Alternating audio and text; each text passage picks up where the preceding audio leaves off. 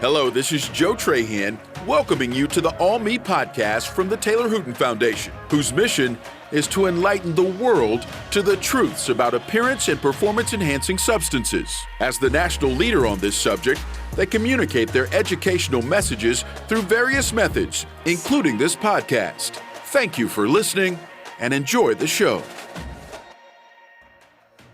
Welcome back to the All Me podcast. My name is Don Hooten Jr., and today I'll be your host.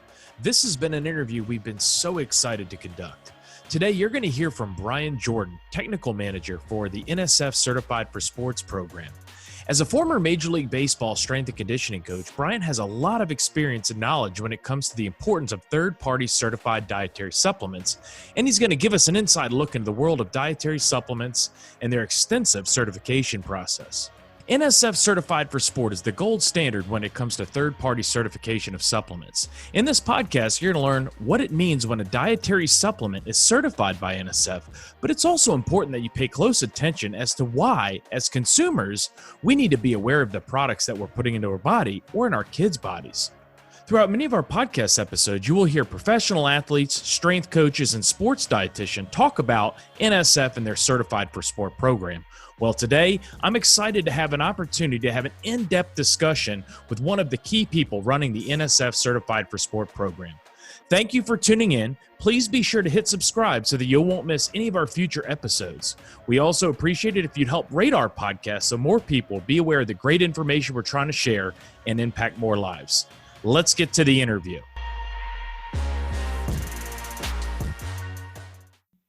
Brian Jordan, welcome to the All Me podcast. Hey, thanks for having me. Yeah, man, I'm really excited to have a discussion with you today about NSF Certified for Sport, the dietary supplement industry, but most importantly, what inspires you to do the important work that you do each day. So tell us a little bit about yourself, starting with where'd you grow up? Yeah, thanks for having me, Don. I grew up in a rural town, mid-coast Maine, born and raised to a lobster fisherman, and grew up there on the East Coast. And it was a good childhood. Are you a lobster fisherman yourself, or do you know the industry pretty well? I know the industry well. I did it obviously as a summer job for a number of years growing up to make some money and to help the family. But my brother still does it, and I know a lot of people that still are in that industry working their tails off in Maine. That's awesome. That one time we were at a restaurant at one of the events, the gentleman, Steve Fields, that sponsors our golf tournament dinner, which I know you've been to. And we sat down at his restaurant one night to have dinner, and I had never eaten lobster. And he said, "Hey, man, I'll buy the lobster. It's on me just so you can try it." And a lot of people think I'm crazy. I'm not a big fan of lobster. I guess it depends on how it's prepared and served, but I know people love it. I mean, do you eat lobster? Do you like it? I do like it. I do prefer crab over lobster, believe it or not. And crab's a heck of a lot cheaper in Maine than it is maybe mid Maryland area. But I like parts of lobster. I probably was more finicky as a kid, as an eater, and didn't like it as much then as I do now, which is typical. When you're a child growing up and you have access to things, that's usually when you don't like them. And then when you get away from it and have an opportunity, you don't have the same opportunities, you like it. So it's the story of my life, I think, there. Exactly. An acquired taste, something that, you go to the store, it's like, wow, this is really expensive. I should have ate more of it as a kid. So yeah. Growing up, were you an athlete? Did you enjoy sports? Did you play sports? Yeah, I was a 3-sport athlete in high school, and that's really not saying a lot because I grew up in a rural town, like I said, in Maine. But I did. I played basketball, baseball, and golf, and I also played soccer up to high school. But and then moved on to have the opportunity to play baseball in college. Awesome. So, and I know you've been around sports almost your entire life, and you're a registered strength and conditioning coach as well as a certified strength and conditioning coach. How did you get into the field of strength and conditioning, and what do the distinctions RSCC and CSCC mean? Yeah, probably like a lot of former athletes, looking to see what career path you want to go into and what opportunities there are to stay involved in sports when you're, no longer playing sports. Because I knew it my time as a collegiate athlete would come to an end eventually, and I wanted to stay involved in sports, and at that time, strength conditioning wasn't a, I guess, big profession as it is now, but fortunately, I had an opportunity to find out about the profession. I did have a strength coach in college and got to know, and was in an exercise, science major. It just kind of came about that, my interest started to peak in strength conditioning and those sort of things while I was in college. And then, the RSCC and the CSCS through the NSCA, these are certifications. The CSCS, once I graduated from college, I took the exam and got certified as a strength conditioning specialist, and that's a baseline certification for strength conditioning. It shows your competency as a strength conditioning coach to teach, strength conditioning to athletes and to be able to work with athletes. So the registered strength conditioning coach registration through the NSCA identifies, professionals that have been in the field of strength conditioning for at least 2 years full time. And so I'm moving on to now, I think, the distinguished, RSCC distinguished, which means it'll be 20 years of strength conditioning. Well, okay. Now, thanks for explaining that, because I know when guys like you and other strength coaches send emails out, you always have that distinction. And I've been asked numerous times, what do those mean? Why do they have both of the certifications? So that will really help some of the listeners, especially if they've seen those before.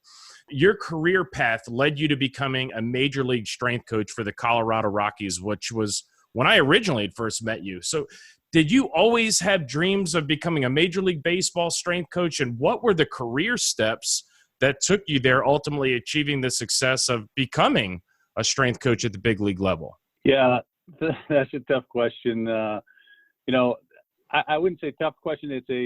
I guess it's a revealing question.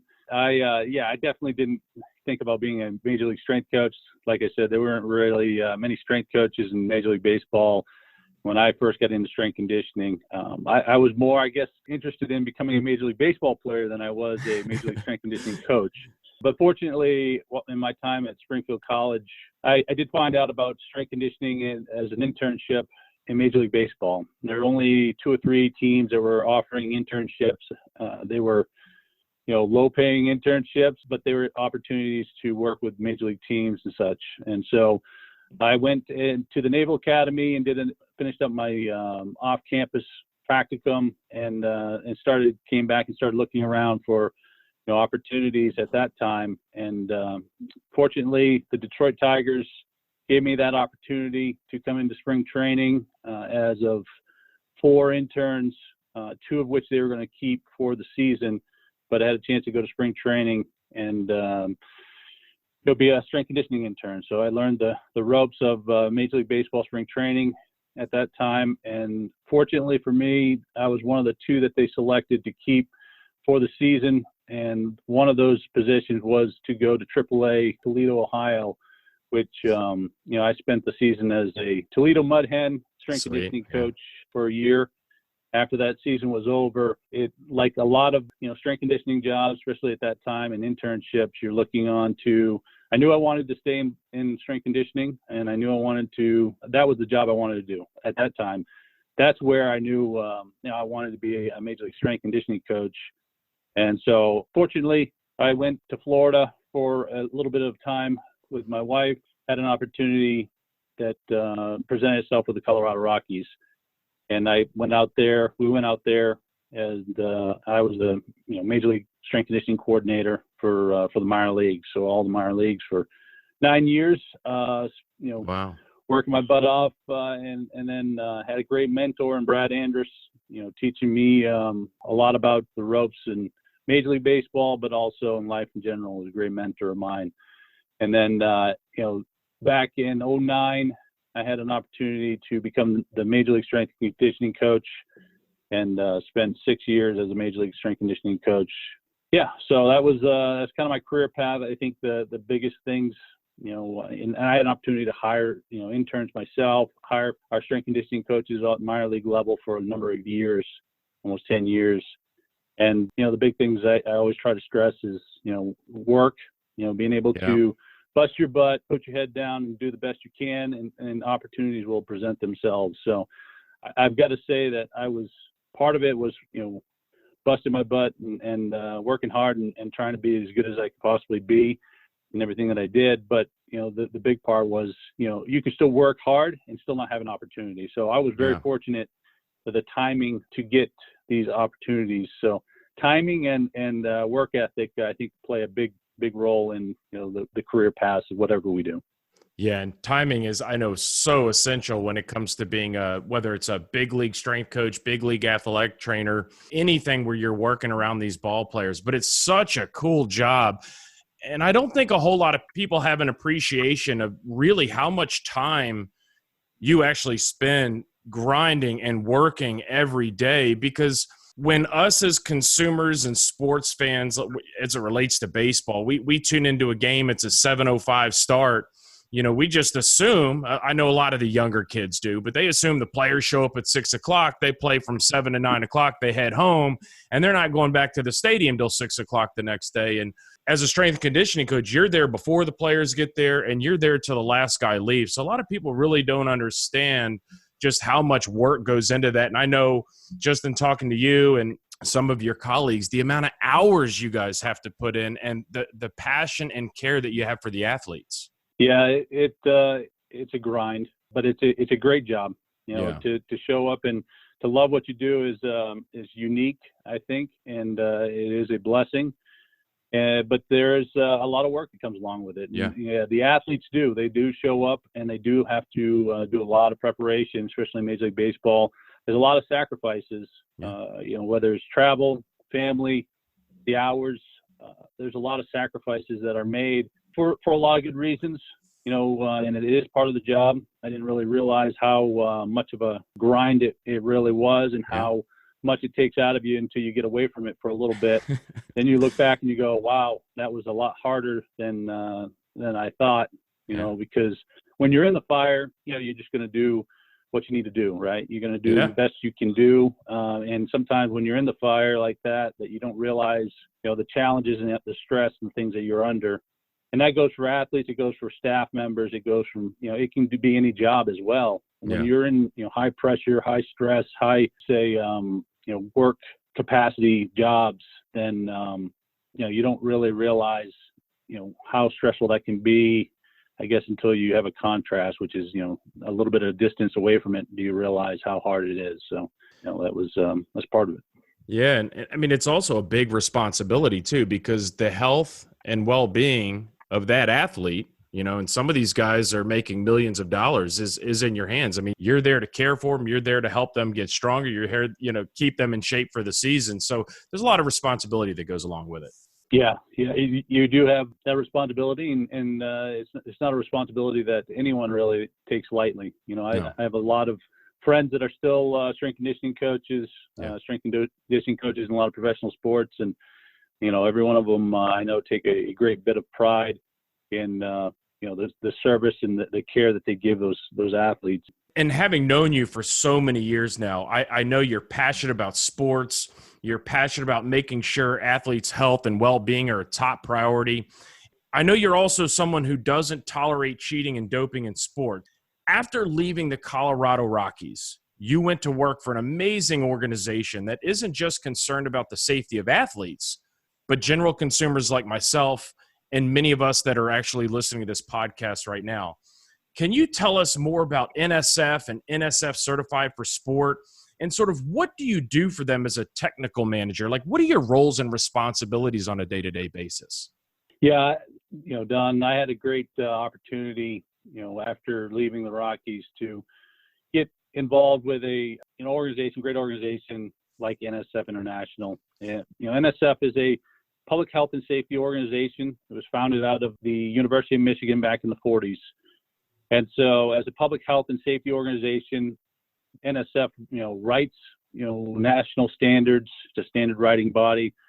What most people will recognize NSF International for are the, certifications that you see and related to public health and safety. So your water filters that have the blue mark, let's say NSF, the food processors, the blenders, things like that. So NSF tests and certifies that those consumer goods are safe and are actually doing what they're supposed to do. And so back in early 2000, NSF wrote the only ANSI-accredited standard for dietary supplements. And so with that standard written for testing and certifying what's in dietary supplements and what's on the label, the Certified for Sport program was created at that time as well. And so the Certified for Sport program, on top of the standard, tests for 200 and some odd banned substances, 273 to be accurate. And so with the testing of those substances, the need at that time, as you may remember, that dietary supplements were being found to be contaminated, adulterated with steroids and stimulants and a lot of other things. And there was a boom in the industry, and there's a lot of athletes taking those supplements at that time. Mm-hmm. And there also was, a lot more drug testing going on. So NFL was, one of the first programs that were drug testing, but Major League Baseball and others came online to start drug testing their athletes in the early 2000s. Yeah. And so there was a need to have dietary supplements tested because of the contamination. Athletes were consuming these goods and then also failing drug tests and not knowing why. And, the sourcing of that times was because of the dietary supplements. So that's how the Certified for Sport program was, founded and started, and has been going on for, nearly 20 years now. Okay. And now what would be your role at NSF? What do you do on a day-to-day basis? Like you, I rack up a lot of frequent flyer miles traveling around the world. But my main responsibility is to educate around the Certified for Sport program. And also I'm the point of contact for all the professional and amateur sports leagues, anti-doping agencies, and other organizations as a point of contact, and also to be able to educate and discuss, the Certified for Sport program. Also, my responsibilities lie within growing that program and working on a technical side of that program as it relates to, athletes, as it relates to industry, as it relates to the needs of anti-doping and being able to test dietary supplements for the things that they are, concerned about and things that the doping programs are implementing. All very important things. And I know we've run into each other in various states across the country and even around the world. But I want to talk about dietary supplements just to give our listeners sort of a background. And when we talk dietary supplements, we're talking things you can purchase at your local health food store, grocery store, Walmart, even online, things like protein powders, amino acids, fish oil, creatine, those sorts of things. But to put this in perspective, Brian, how big is the dietary supplement industry? It's massive. I guess the best estimation of how large it is right now it's about $40 billion industry. So it's a massive industry. And how many different products are offered to the general public? Yeah, so that's another tough area to estimate because there isn't a required registration for dietary supplements. So the best estimate is probably around 100,000, products out in the marketplace. Oh man! So out of the 100,000 products that are on the market, and in some of the research that we've looked at, and some of the numbers that we share is about 1 in every 4, 25% of dietary supplements that are offered for sale could be contaminated, tainted, spiked with banned substances and other illegal drugs. What percentage of dietary supplements that are for sale are actually third-party certified? I would best estimate that it's definitely less than 3%. Okay. So probably less than 3% of all the products that are out in the marketplace that people are aware of are third-party tested, probably less than 3%. So, I mean, just to think about that's 97% of the products that are for sale right now on the market have never had a third-party look, which we're going to talk about, and I want to really drill into that topic. But somebody's not certifying that product to ensure the safety and actually what substances are in there. That's a huge number. When it comes to the dietary supplement industry, what type of regulations does this industry have to protect the end consumer like you and I and those that are listening? The industry is regulated. Some people may believe that or have the understanding that it's not regulated. It is regulated, even though it's not probably adequately regulated. It is regulated by the Food and Drug Administration. And so the FDA regulates dietary supplements along with the FTC that, assists the FDA in regulating dietary supplements, especially when it comes to claims and websites and things like that. The FTC helps out. But it's mainly the FDA that regulates dietary supplements. And how the FDA does regulate dietary supplements was really changed back in for DSHEA, the Dietary Supplement Health and Education Act of 1994, gave the FDA the power to oversee a different industry. And at that time, dietary supplements, is regulated different than food. And so they do have the ability to give regulations, guidelines to the industry on what they expect, and that's from manufacturing to finished product. But the industry itself, the dietary supplement industry is a post-market regulation by the FDA. So the FDA doesn't do really, other than what they require, as regulations. They don't do any testing on dietary supplements, any pre-market approvals for finished products prior to being released out in the marketplace.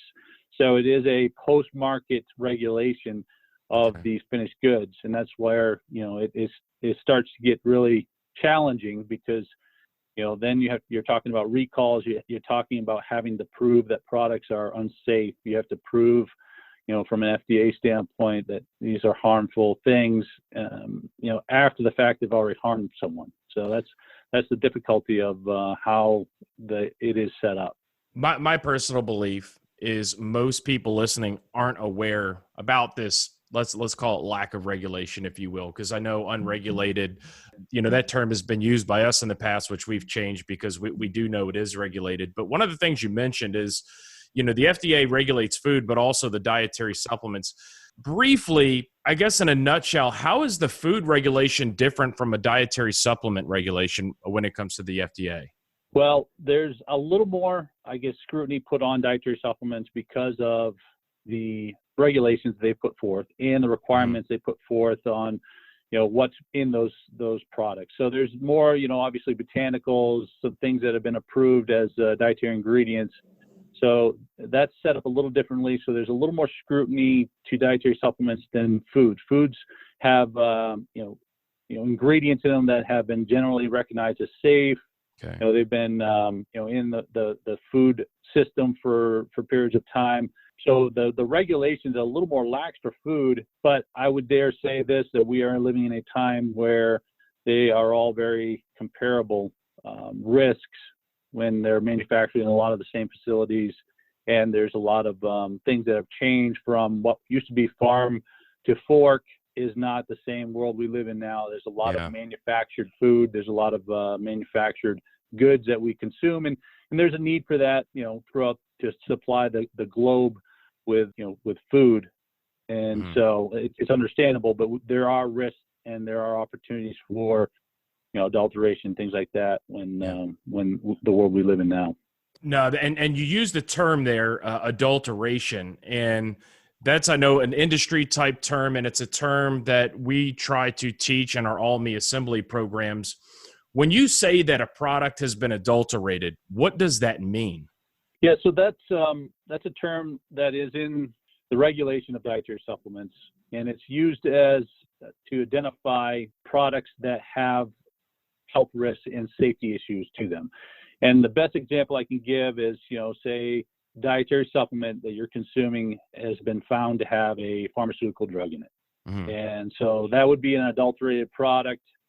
And, a lot of times it's deemed adulterated because, obviously it's not safe to be consuming a good, food, a dietary supplement, whatever, that has a drug in it that was not designed to be in it or is in it. And because of, drug to drug, interactions and complications, and, just the fact that there's things in these products that people aren't aware of poses a health risk.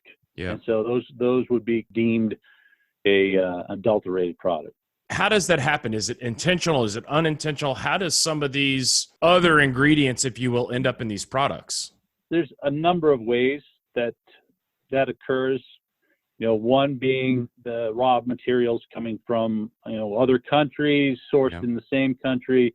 The raw materials can be the first point of adulteration. So when you have, countries that don't have high standards for production and obtaining those raw materials, you can have introduce other drugs that are manufactured in those facilities and the raw materials that are, refined extracts, things like that are, supplied to other manufacturers. You can have adulteration there. There's also economic adulteration, where they swap out, expensive ingredients for cheaper ingredients. So that would be considered an economic adulteration. And then, there's also the cross-contamination that happens in manufacturing, of a finished product, where you have a manufacturing facility that is, using those raw materials that could be adulterated, or they could be introducing these drugs because of other products they produce there in that facility. So if they're producing, over-the-counter drugs and other things in that facility, when they produce a batch of dietary supplements and they're not properly abiding by good manufacturing practices, and they're, not cleaning their machines, and they're not, following proper, procedure, then they can introduce those into the finished goods. And unfortunately, the final piece of it, there are a lot of companies, not a lot, but there's a decent amount of companies out there that are looking to make a quick buck, and they're not really worried about, obviously, health and ethics. And so they're introducing these drugs, say stimulants and steroids, into these products to make them work better in the eyes of what the end result is, which is whether it's weight loss or muscle mass and things like that. They're introducing those in to work better, to have people buy more products that will, make their bottom line, better. And so that's a grim reality of kind of what's out there. Yeah, I can't tell you how many times we've had young people come up and say, I'm looking for a product that works well, and that works fast. Whether like you said, it's losing weight or putting on muscle. And I'm just like, it doesn't, a safe product like that, a legal product like that doesn't exist. I know you guys have tested thousands of products and ingredients. Can you share any stories about what kind of banned substances and or other illegal drugs that you have found in some of these products and substances that you're testing? Yeah, we've been we've been involved with a number of studies over the years. And so, a lot of the people that come to us are good companies, good companies that want to provide good products to athletes and consumers. So we don't have, a lot of, juicy stories of people coming to us with, a lot of bad stuff in their products, but we have been part of studies where we've pulled from the marketplace and have tested products. And we've found, morphine in a product. Wow. And, we found, new drugs, or old drugs that were unapproved in products. So everything from stimulants to steroids to amphetamines. Wow. We've found in these products. And, a lot of them are, old drugs that are unapproved or have been taken from the marketplace, which is the scary part. And they are introduced into these products to, replace, say, like the ephedras and some of the other, ingredients that have been removed because of safety issues. People are looking for the next great thing. Unfortunately, these, unscrupulous companies and manufacturers are putting in, some of these other drugs. So we've come across, a lot of stimulants, a lot of steroids, and even, drugs that are used for other purposes are, used in these dietary supplements that are similar, goals as, the pharmaceutical drug itself. Yeah. So, there's a lot of different things we've come across over the years. And most people have no idea when they go into a store and purchase a product that there is a chance that they could be purchasing something for themselves or for a loved one, kids, that could contain one of these banned substances or illegal drugs we're talking about, even when it comes to things like anabolic steroids or even, like you said, morphine. There are a bunch of categories when it comes to choosing dietary supplements. And as a former major league strength coach, you've seen all of these that run the gamut, but you'll find things like protein products, omega-3s, fish oil products, creatine, pre-workout, multivitamins, and a handful of others. What would you categorize as the highest risk category of these supplements that people should be aware of, or at least have their antenna up when they're going out to purchase these products, whether it's for themselves or somebody in their household? I would say I'm a bit jaded at this point, for spending some years, researching and being involved in this, that I'm not real comfortable with where any products are at this point. Because we've found, there's been protein powders, multivitamins, foods that have had drugs and unapproved drugs in them found in recent years. So I would say there's a bit of risk in a lot of things that are out there now, unfortunately. But I guess the products that are most and have been over the years are the weight loss products, the sexual enhancement products, the ones where if the product's making a lot of claims for, like you said, rapid growth, rapid results, things like that, and they're also things that are looking for energy and those sort of things, it carries a risk, because there's that risk of being able to put a stimulant or a drug, an amphetamine in there that can give you that feel and those results that you're looking for. Same thing with steroids, the bodybuilding classification, rapid muscle growth, those classifications, those claims on products. Not to say that all of them, but there is a greater risk to those products, because once again, you can introduce maybe a steroid or a SARMs or another unapproved drug that will yield those results that you're making claims about on those products or on your website and things like that. It carries a little more risk than, say, your benign protein powders or your fish oils and things like that. It doesn't carry the same level of risk, I would say, overall in a blanket. But like I said in the onset, that we've found in protein powders and other, I would say benign, or generally recognized as safe foods and products to be contaminated at this day and age because of, a lot of manufacturing and issues that are present in the food chain, food supply in this day and age. That just gives consumers some sort of antenna to put up. Just because you can purchase a product online, or you can walk into your local grocery store, health food store, and purchase a product, doesn't necessarily mean it's 100% safe. There are some precautions we should take.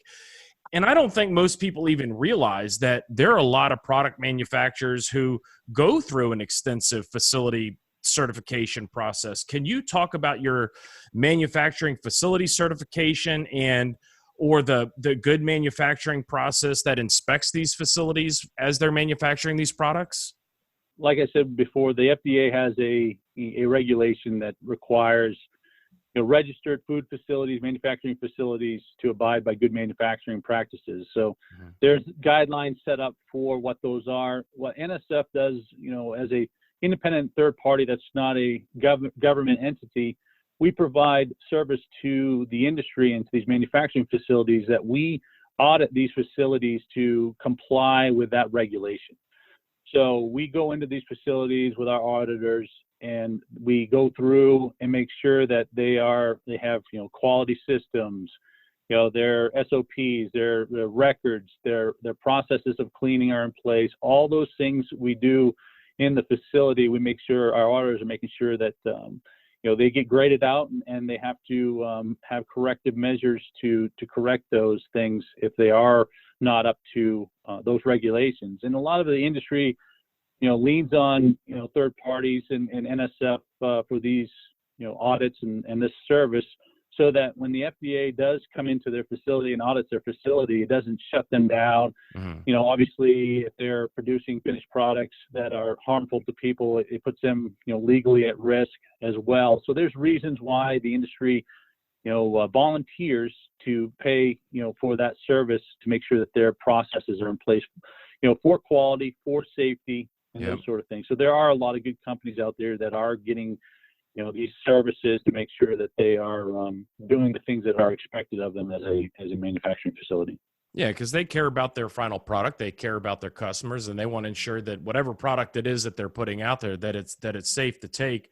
Now, how often does NSF audit these facilities to ensure, you know, that everything's clean and sanitary and that they're following all of these FDA guidelines? Yeah, so as part of as our program runs, it is every 6 months or so. Okay. You know, twice a year we're in these facilities. So we come in and do a longer audit, you know, the initial audit that year, and then there's a follow-up audit, you know, 6 months later or so that, you know, we go in and make sure that, you know, they are still abiding by those things. So it's not, you know, one time we go in there and then, you know, red light, green light kind of situation. It's, Yeah.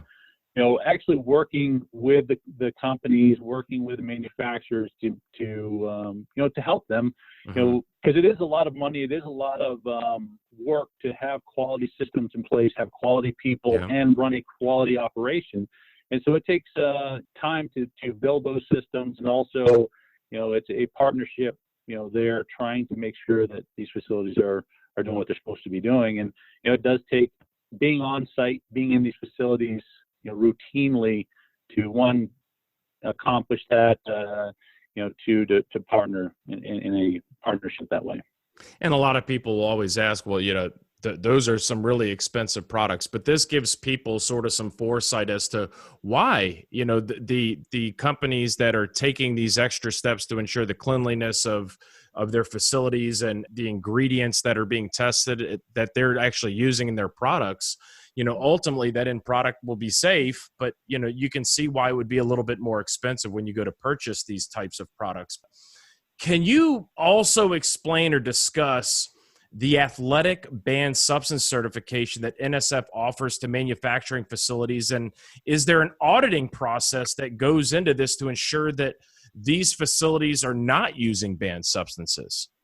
Part of that, you know, there's a service that we provide that's in conjunction with that audit that we you know, deliver, and that is the GMP for sport. And what that is we make sure that these facilities are not manufacturing, distributing, holding, warehousing, you know, any banned substances that are on our banned substance list. Our banned substance list is based off of, you know, the World Anti-Doping Agency, Major League Baseball, the NFL. Their anti-doping, their prohibited substances in their program are what we're, you know, looking for in these facilities. So we make sure that these facilities are not, you know, holding any of those ingredients, they're not using any of those ingredients, those substances on site, anywhere as part of that auditing process.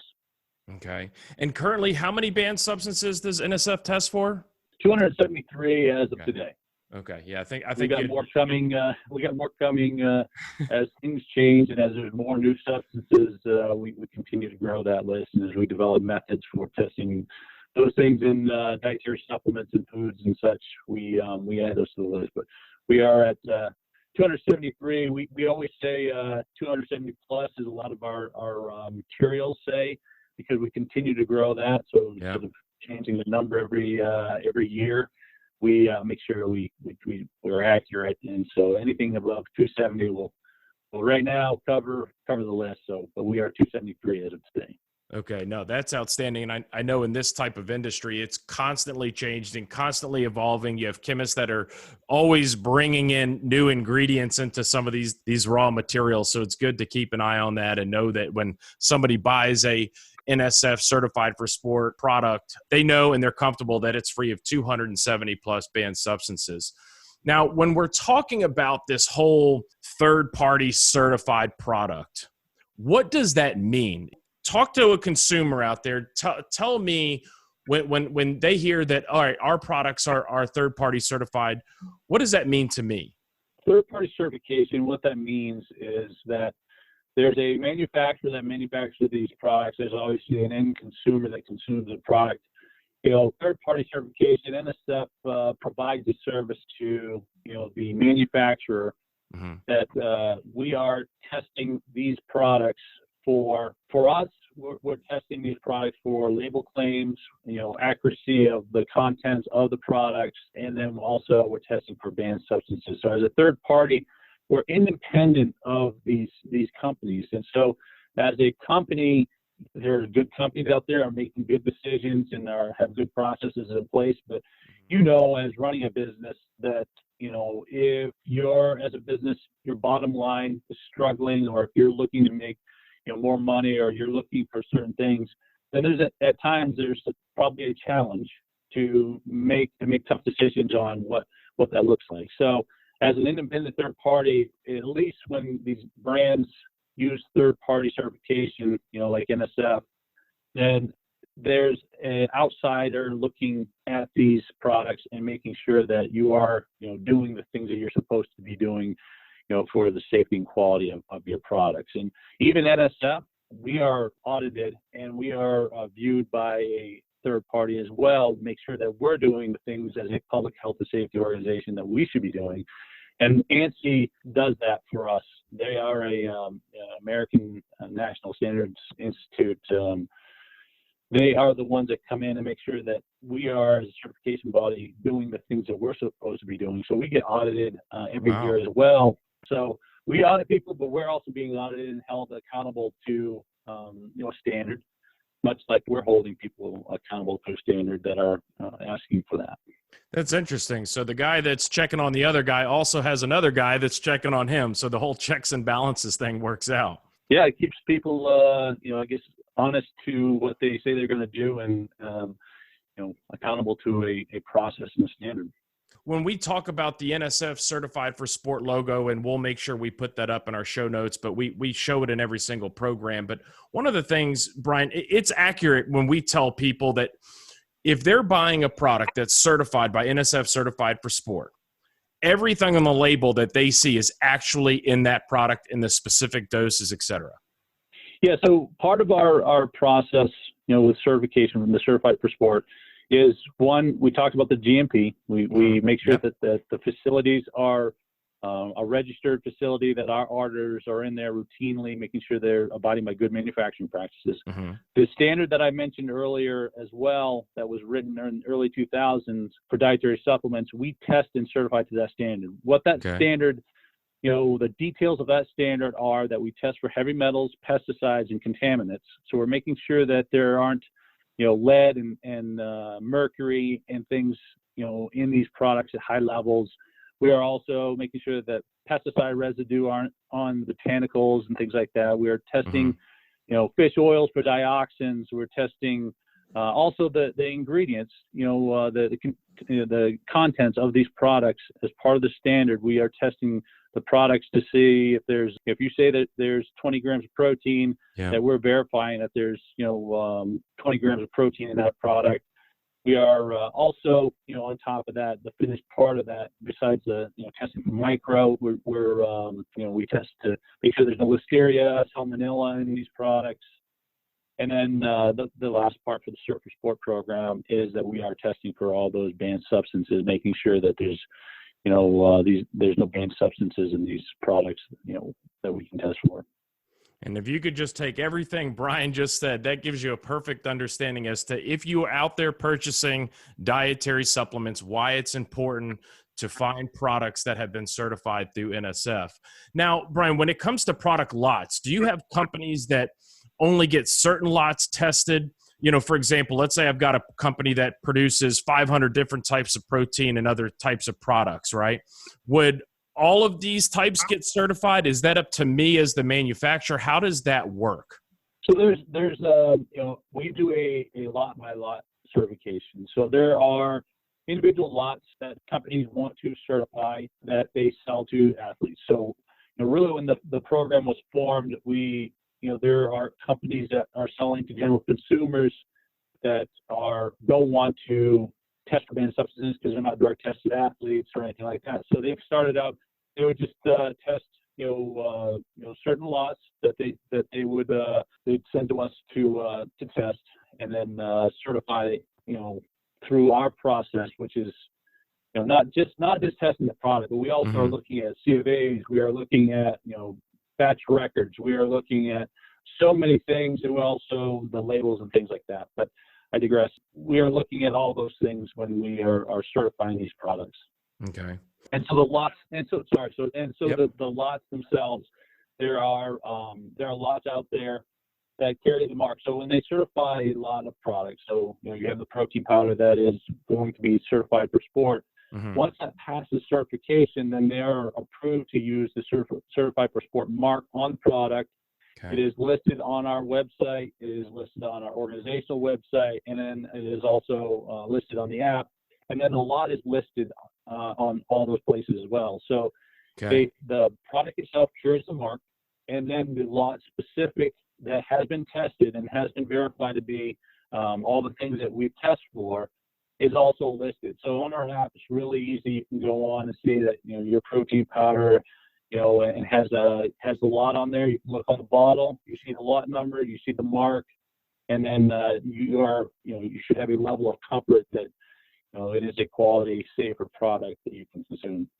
Okay, cool. And everybody can go out to, whether it's whatever app store you use, whether it's for your iPhone or your Android, to download this app. It's a really neat tool, and it's actually something in all of our programs when we talk about dietary supplements and what you can do to protect yourself is to download this app, and you can search for various categories. The app looks great, by the way, Brian. I enjoy using it, and it's something we always show people. Now, I'm a consumer, and I'm out there shopping for dietary supplements for myself and my family. Where can I go to find NSF certified products? Is it something that you guys sell, or is it something where people have to go online, or are NSF certified products out on the shelves of my local grocery store? Good question. Yes, to all of that. It is, you can find products in your local grocery store. You can find them in brick and mortar stores. You can find them online. There's a lot of different places, especially nowadays. There's a lot of different places that you can find Certified for Sport products. A lot of it, a lot of companies have gone to online retail. And so, you can always check on the app and the website to see what brands are going through certification with Certified for Sport. A lot of them on their website will, identify those products that they are certified. There's some brands that all they do, all their products, all their lines, all their lots are Certified for Sport.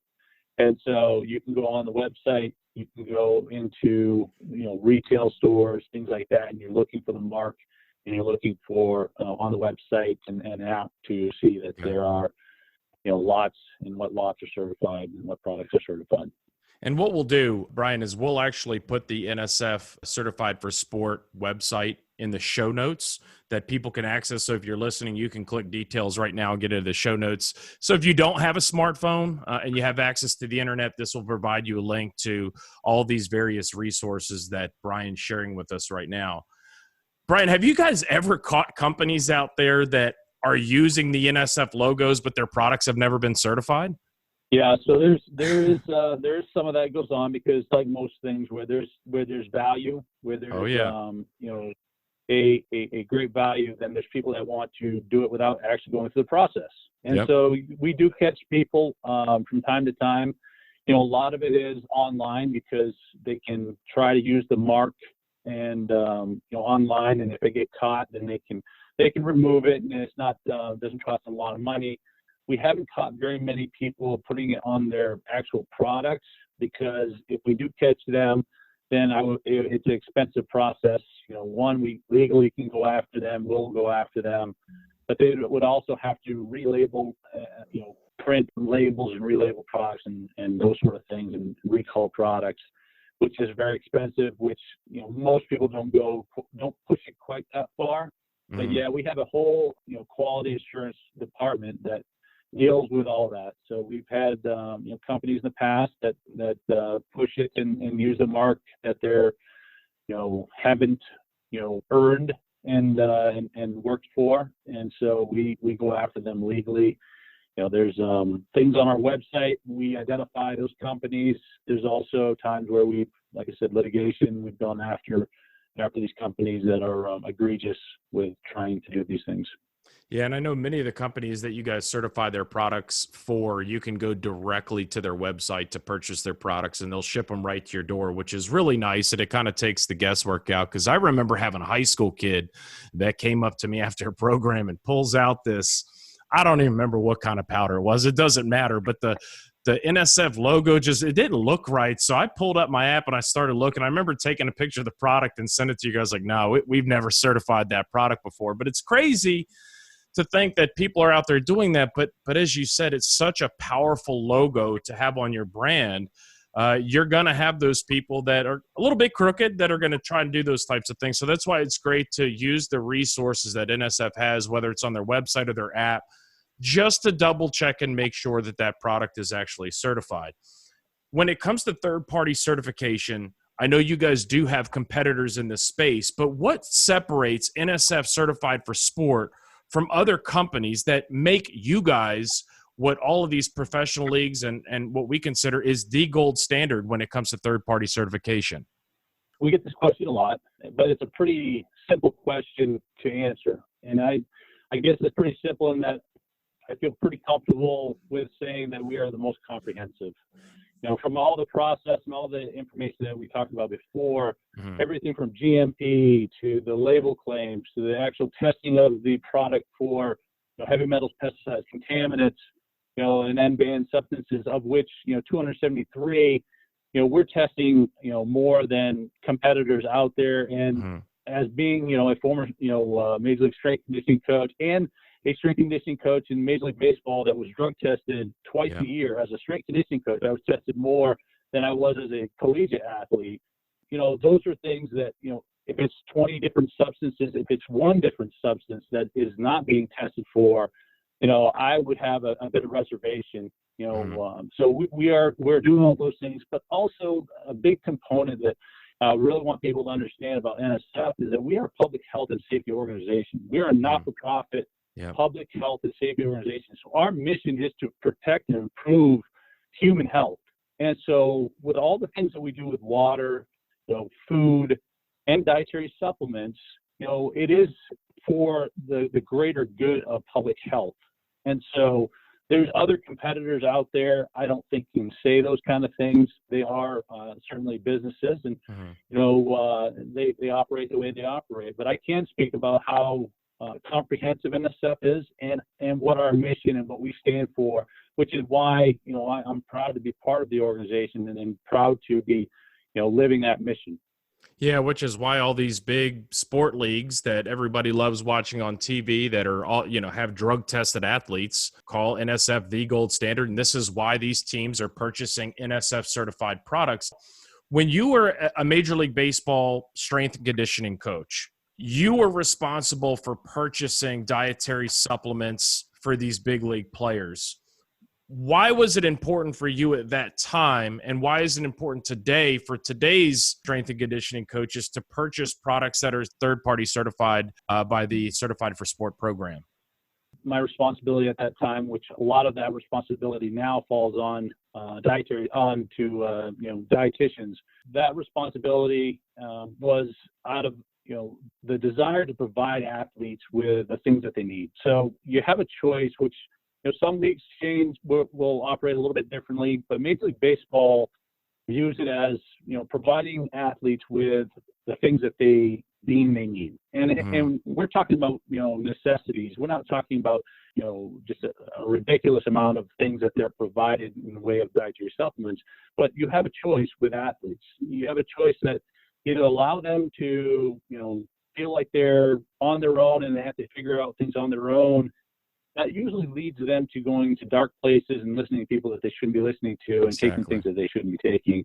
If you give them a bit of guidance and you also are walking side by side with them and trying to educate and work with them on what they should be doing, what's in their best interest, how can you help them, and you provide them with the things that they deem they need, but also you deem that is beneficial for them as an athlete, that you're working together with that, then you have an outcome. Really what Major League Baseball has is you have a lot less, of these contamination issues. You have a lot less of the athletes going out feeling like they have to find their own stuff, and then they come across these bad companies and they fail drug tests. And so, that's the great thing that, some of these sports leagues are going to is providing, the things that athletes need and working with them, as opposed to saying you're on your own, take your own risk, you strict liability if you're caught with these products in your system, then you're sanctioned, no matter what.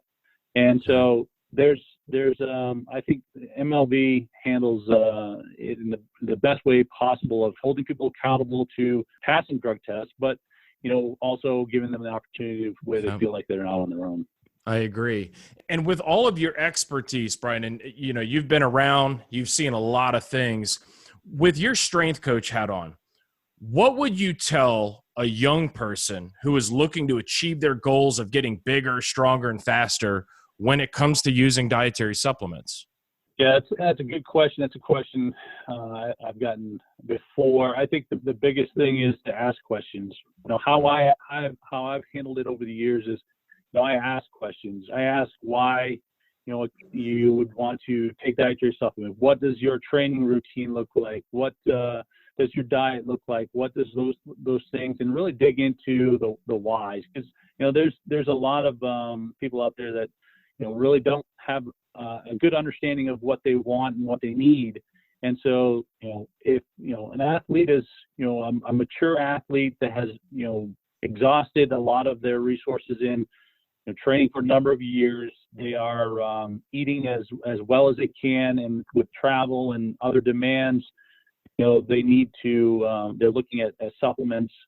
That I believe is the time where you start having conversations around, okay, well, where are you deficient in your diet, and where are you overexposed maybe in your training and things like that, and how can we incorporate some of those things that can help? And that would be, dietary supplements, would be sleep, it'd be nutrition, it'd be a lot of things that go into that conversation. So those are the conversations that need to be had with athletes, and they kind of have to be done in a way that is not turn the athlete off, and they feel like, well, I'm just going to take this anyway, and that's a choice that they have. So I'm curious to see if your response changes. Now, I want you to change hats for a minute. So as a father, putting your dad hat on, what do you share with parents out there? What would you share with parents out there who are looking for dietary supplements to purchase for their kids that are in middle school and high school?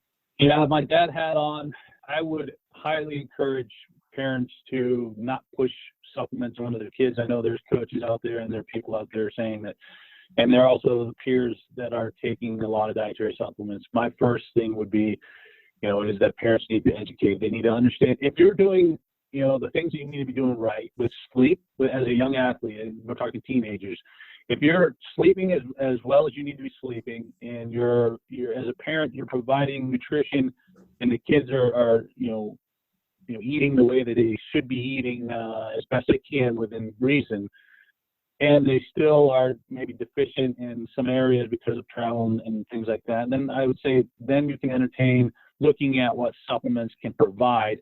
Also, training history. I mean, if you've been training for a number of years and you're trying to make some more improvement, and then there's an opportunity possibly to look at some supplements and things like that. But parents too quickly, I think, go to, well, he's got to get bigger, faster, stronger, get him on supplements that will do it. And as we've talked about, there's a lot of risk with that, but there's also a lot of lack of education. And so the parents, as best they can, I know as a parent that how hard it is to find time in the day to do everything that you need to do, and responsibility wise, and then what you want to do.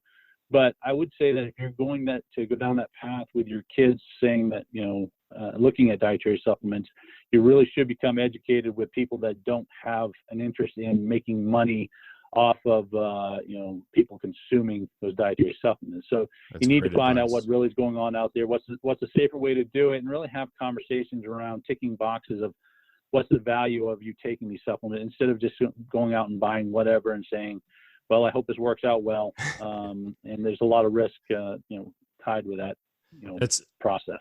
Yeah, and that's outstanding advice, because what people don't realize is dietary supplements will never fill the void for poor sleep and poor nutrition. In fact, on episode 13 of the All Me podcast, we had an interview with Dr. Meeta Singh, and the entire episode is about sleep and how sleep can really help our performance. And she's worked with some of the top athletes and top teams in the world. So that's some really good information to have. And Brian, you've just been a wealth of information throughout this entire podcast. And we always like to have fun in our podcast. And as part of it, I've got a section of questions here, and they're called our curveball questions. As you know, it's a tough pitch to hit. It kind of throws you off, but it's also a lot of fun.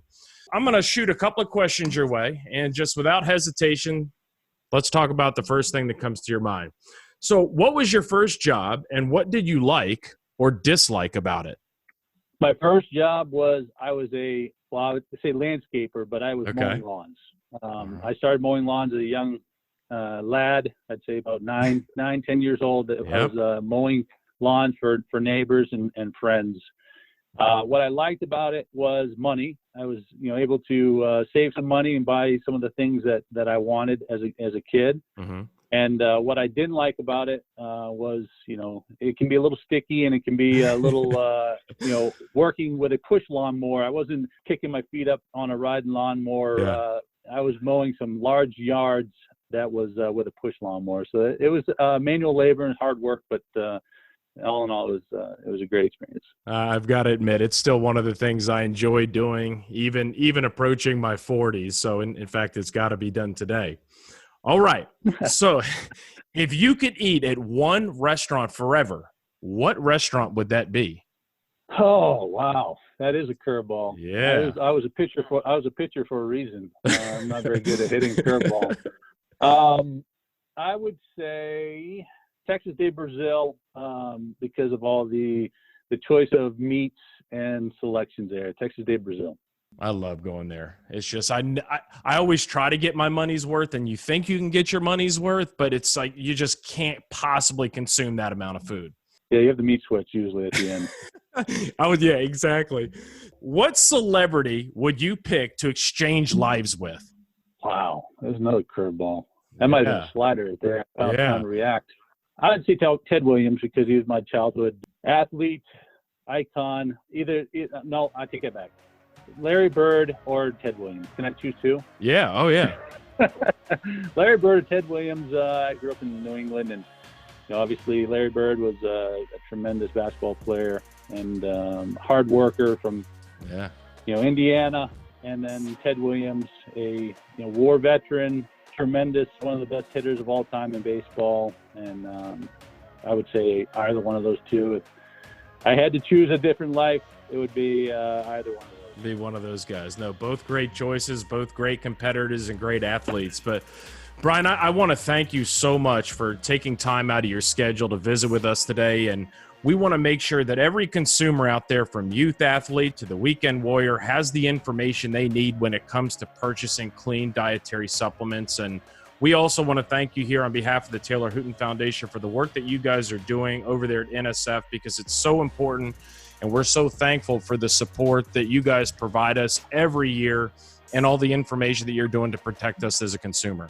Thank you, Don, and thank you for all that you guys do. The Taylor Hooten Foundation does a tremendous job for all the kids and all the people out there about parents and performance-enhancing substances awareness, and really appreciate all your hard work and education that you guys provide and what you stand for. Thank you, Brian. We appreciate your time today on the All Me podcast. Thank you. Well, that's it for today's show. Thanks for listening to the All Me podcast from the Taylor Hooten Foundation, a nonprofit organization leading a national campaign to enlighten people to the truths about appearance and performance-enhancing substances and inspiring people to live and compete without the use of these substances. Please be sure to subscribe to our podcast and tune in to our next episode.